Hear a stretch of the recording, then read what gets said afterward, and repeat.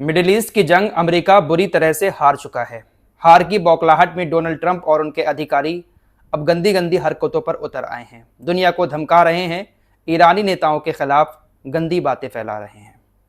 अब हो सकता है कि कुछ लोगों को ऐसा लगे जो इजराइल और अमेरिका के सपोर्टर हैं कि मैं ईरान की तारीफ में बड़ा चढ़ाकर ये बातें बोल रहा हूँ। नहीं भाई, वीडियो आखिर तक देखिएगा, आप खुद इस बात को मानने के लिए राजी हो जाएंगे कि हाँ, मिडिल ईस्ट की जंग अमेरिका हार चुका है। शुरुआत करते हैं स्ट्रेट ऑफ हॉर्मुज से। सबसे बड़ा हार का सबूत स्ट्रेट ऑफ हॉर्मुज है, जहां एक तरफ डोनाल्ड ट्रंप लगातार दावे कर रहे हैं कि हमने ईरान को पूरी तरह से तहस नहस कर दिया है, ईरान के पास कुछ नहीं बचा है। खासकर नेवी का जिक्र ज्यादा किया जा रहा है डोनाल्ड ट्रंप की तरफ से कि हमने ईरान की नेवी को 10 साल पीछे कर दिया है। डोनाल्ड ट्रंप की हार का सबसे बड़ा सबूत यही झूठ है। अगर डोनाल्ड ट्रंप ने ईरान की नेवी को इतनी बुरी तरह से मारा कि ईरान की नेवी 10 साल पीछे चली गई है, तो फिर पूरी दुनिया को स्ट्रेट ऑफ हॉर्मुज खुलवाने के लिए डोनाल्ड ट्रंप क्यों बुला रहे हैं? क्यों डोनाल्ड ट्रंप को दुनिया के सामने हाथ फैलाना पड़ रहा है कि आओ स्ट्रेट ऑफ हॉर्मुज को खुलवाओ? खबरें आप लोग अब तक सुन चुके हैं। गल्फ कंट्रीज से भी इन्होंने कहा कि स्ट्रेट ऑफ हॉर्मुज में आए और ईरान से स्ट्रेट ऑफ हॉर्मुज खुलवाने के लिए जंग करें। यूरोप के कुछ देशों से भी इन्होंने कहा कि आपका तेल भी इधर से गुजरता है, आप स्ट्रेट ऑफ हॉर्मुज में आएं और यहां पर आकर ईरान से जंग लड़ें, अपने युद्धपोत भेजें, सैनिकों को भेजें, एयरक्राफ्ट भेजें। लेकिन तमाम यूरोपीय देशों ने इनको मना कर दिया कि हम आपके कहने पर मिडिल ईस्ट में जंग में शामिल नहीं होंगे। खबर आप लोग सुन चुके होंगे, लेकिन जवाब कैसा दिया है सामने वाले देशों ने इनको, वो आपका सुनना जरूरी है, क्योंकि इससे आपको समझ में आ जाएगा कि अमेरिका कितनी बुरी तरह से इस जंग में पीछे चल रहा है।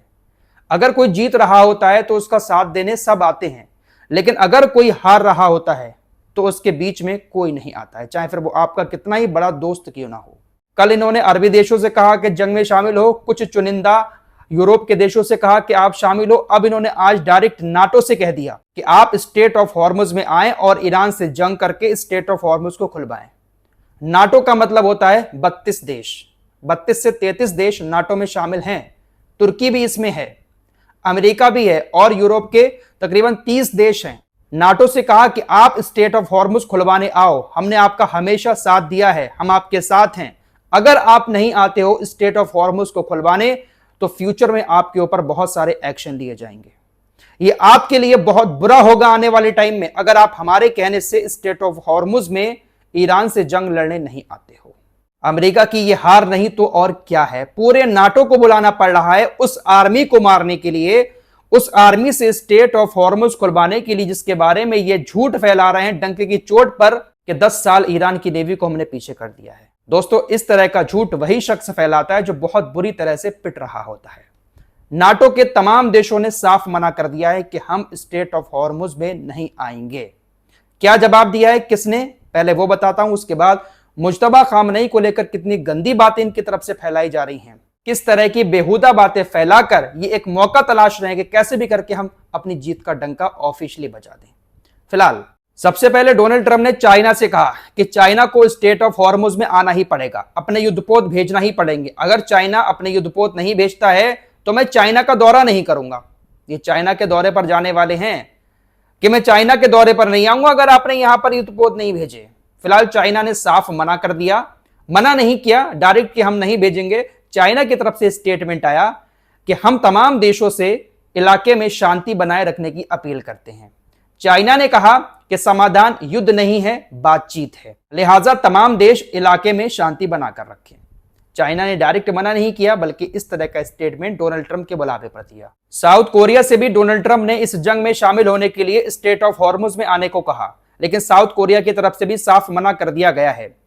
इनकी इस अपील को लेकर साउथ कोरिया के अंदर इनके पोस्टर लेकर प्रोटेस्ट किए गए कि ये हमसे क्यों कह रहे हैं स्ट्रेट ऑफ हॉर्मुज में आने के लिए डोनाल्ड ट्रंप। बाकायदा प्रोटेस्ट हुए इनके इस बयान के खिलाफ और साफ कहा गया साउथ कोरिया की तरफ से कि हम इस जंग में शामिल नहीं होंगे। जर्मनी ने भी साफ मना कर दिया है। जर्मनी के रक्षा मंत्री बोरिस पिस्टोरियल ने कहा, ट्रंप को क्या उम्मीद है कि मुट्ठी भर देश यूरोपीय फ्रिगेट ऐसा क्या कर सकते हैं जो शक्तिशाली अमेरिकी नौसेना नहीं कर सकती। यह हमारा युद्ध नहीं है और हमने इसे शुरू नहीं किया है।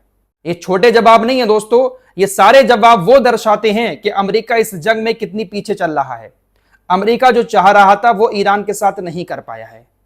कोई भी देश अगर जीत रहा होता है, खासकर अमेरिका जैसा देश, तो उसका साथ देने तो हर कोई भागता है पीछे कि अमेरिका के साथ आ जाओ, अमेरिका के खास बन जाओ। लेकिन तमाम देश मना कर रहे हैं, हमारा युद्ध नहीं है, आपका है, आप ही लड़ो।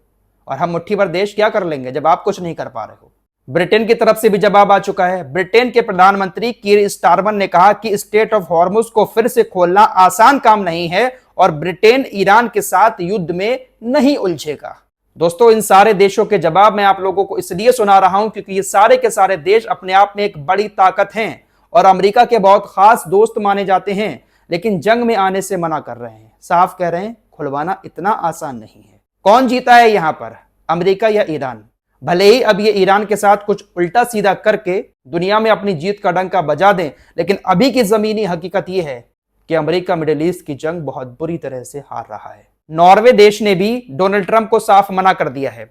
नॉर्वे के प्रधानमंत्री की तरफ से कहा गया कि स्ट्रेट ऑफ हॉर्मुज में देश की सेना भेजने की कोई भी प्लानिंग नहीं है, क्योंकि वो संघर्ष में शामिल होने से बचना चाहते हैं। हम नहीं चाहते कि हमारी सेना वहां पर जाकर किसी तरह का युद्ध लड़े। फ्रांस ने भी स्ट्रेट ऑफ हॉर्मुज में आने से मना कर दिया। ये बड़ी बड़ी दुनिया की ताकतें अपने युद्धपोत उतारने से डर रही हैं। किसके खिलाफ? ईरानी नौसेना के खिलाफ। और डोनाल्ड ट्रंप क्या कह रहे हैं? नौसेना 10 साल पीछे चली गई है। तो जो अमेरिका और इजराइल के समर्थक है, जिनको ऐसा लगता है डोनाल्ड ट्रंप के बयान सुनने के बाद कि अमेरिका ने ईरान को तबाह कर दिया, अब तो मान जाओ कि ईरान इस जंग में बहुत आगे है। अमेरिका बहुत बुरी तरह से हार चुका है ये जंग। भले ही आगे जीत जाए उल्टा सीधा काम करके, लेकिन अभी फिलहाल हार चुका है। आइए दोस्तों, अब एक ऐसी खबर आपको बताऊंगा जो शायद मुझे बताते हुए भी शर्म आ रही है, लेकिन डोनाल्ड ट्रंप और उनके अधिकारी इस तरह की खबरों को फैलाना चाहते हैं दुनिया भर के अंदर, खासकर ईरानी लोगों के बीच, ताकि ईरान की जनता अपने नए सुप्रीम लीडर के खिलाफ हो जाए। ये चाह तो यही रहे थे कि सत्ता परिवर्तन कैसे भी करके ईरान के अंदर हो जाए, खामनेई की मौत हो जाएगी, सत्ता परिवर्तन ईरान के अंदर हो जाएगा, लेकिन ऐसा कुछ नहीं हुआ। अब इन्होंने एक बहुत अजीब बात दुनिया के सामने रखी है। शर्म आ रही है मुझे बताते हुए भी, कैसे बताऊं, लेकिन आप लोग सब रिसर्च कर लेना। जो बात मैं बता रहा हूं एकदम सही है। दरअसल इन्होंने मुश्तबा खामनेई को लेकर ऐसी बात फैलाई है। अमेरिका के कुछ अखबारों ने ऐसा दावा किया, बस सूत्रों के हवाले से ये खबरें हैं, कोई क्लेरिफिकेशन, कोई सबूत पक्का नहीं है, बस सूत्रों के हवाले से अमेरिकी अखबारों ने ऐसी बातें लिखी हैं कि CIA के 2 अधिकारियों ने ईरान के नए सुप्रीम लीडर अयतुल्लाह खामनेई के बारे में रिसर्च की, बहुत ज्यादा खोजबीन की, तो उनको ऐसी बात पता चली कि मुश्तबा खामनेई समलैंगिक हैं। बड़ा अजीब बात है ना, लेकिन बताना पड़ रही है आप लोगों को, क्योंकि इस तरह की चीजें अमेरिका कर रहा है, गंदी गंदी चीजें उनके बारे में फैला रहा है। और इस तरह की हरकतें कौन करता है? जो जंग हार रहा होता है। बताया गया कि CIA के 2 अधिकारियों ने कहा डोनाल्ड ट्रंप के सामने कि मुश्तबा खामनेई गे हैं, समलैंगिक, जो मर्द मर्द एक दूसरे के साथ गलत काम करते हैं वो हैं। तो डोनाल्ड ट्रंप बहुत जोर से हंसे। CIA अधिकारियों के नाम नहीं बताए गए हैं, कोई पुख्ता सबूत सामने नहीं रखा गया है। यह बात कही गई है कि अली खामनेई जो थे, जिनकी मौत हो गई, वो अपने बेटे मुश्तबा खामनेई को सुप्रीम लीडर नहीं बनाना चाहते थे, क्योंकि वो समलैंगिक हैं और समलैंगिकता ईरान के अंदर बहुत बड़ा गुनाह माना जाता है। समलैंगिकता हराम है इस्लाम में वैसे ही, लेकिन ईरान के अंदर ये एक बहुत बड़ा जुर्म है। इसीलिए मुश्तबा खामनेई के जो वालिद थे अली खामनेई, वो इनको सुप्रीम लीडर नहीं बनाना चाहते थे। वो इनको पसंद नहीं करते थे कि ये मेरा बेटा सुप्रीम लीडर देश का बने। सिर्फ सूत्रों के हवाले से हवा हवाई बातें अमेरिकी अखबार और डोनाल्ड ट्रंप के हवाले से, CIA के हवाले से चलाई जा रही हैं। तो इस तरह की ओछी हरकतों पर ये उतर आए हैं। मुश्तबा खामनेई के बारे में आपको पहले भी बता चुका हूं कि इनके वालिद साहब जो थे अली खामनेई, वो ये चाहते थे कि मेरा बेटा मेरी कुर्सी पर ना बैठे। ये उनका स्टेटमेंट था ऑफिशियली कि मेरा बेटा मेरी कुर्सी पर ना बैठे, क्योंकि अगर मेरा बेटा मेरी कुर्सी पर बैठ गया तो ईरान के अंदर ये एक परंपरा हो जाएगी कि बाप के बाद उसका बेटा ही उस कुर्सी पर बैठेगा, एक ही खानदान का सुप्रीम लीडर ईरान के अंदर बनता रहेगा। तो मैं ये नहीं चाहता कि इस परंपरा को मैं ईरान के अंदर छोड़कर जाऊं, इसलिए मैं अपने बेटे को उस कुर्सी पर नहीं बैठने दूंगा। उनका कुछ इस तरह का मानना था, इसलिए वो इनको सुप्रीम लीडर नहीं बनाना चाहते थे। उन्होंने कहा कि जिसका भी चुनाव कर दे हमारी 88 मेंबर्स की समिति, वही सुप्रीम लीडर बन जाएगा। लेकिन अब इस तरह से फैला रहे हैं ये लोग कि वो तो वही समलैंगिक थे, और समलैंगिकता को तो ईरान के अंदर बहुत बड़ा जुर्म माना जाता है। तो इस तरह की बातें ये ईरान की जनता के दिमाग में डालना चाहते हैं, ताकि ईरान की जनता भड़के अपने सुप्रीम लीडर के खिलाफ। अच्छा, अब ये हैं कहां? कल आपको बताया था, सुबह की वीडियो में ही बता चुका हूं कि इनको लेकर ऐसी खबर चल रही है कि 12 मार्च को ईरान के नए सुप्रीम लीडर रशिया पहुंच चुके हैं। ईरान के राष्ट्रपति ने पुतिन से बात की क्योंकि ये बुरी तरह से घायल हो चुके थे। तो पुतिन से बात करने के बाद इनको रशिया की वायुसेना के विमानों से रशिया ले जाया गया।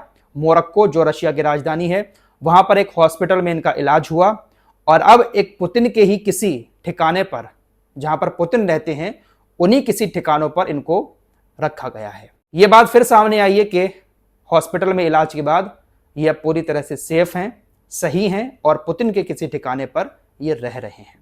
इस मामले पर रूस के स्पोक्स पर्सन दिमित्री पेस्कोव ने पत्रकारों से बातचीत करते हुए इस रिपोर्ट के बारे में जब पूछा गया तो रशिया के स्पोक्स पर्सन ने इन खबरों को लेकर कहा कि हम इस तरह के रिपोर्ट्स पर, इस तरह की खबरों पर कोई कमेंट नहीं करते हैं।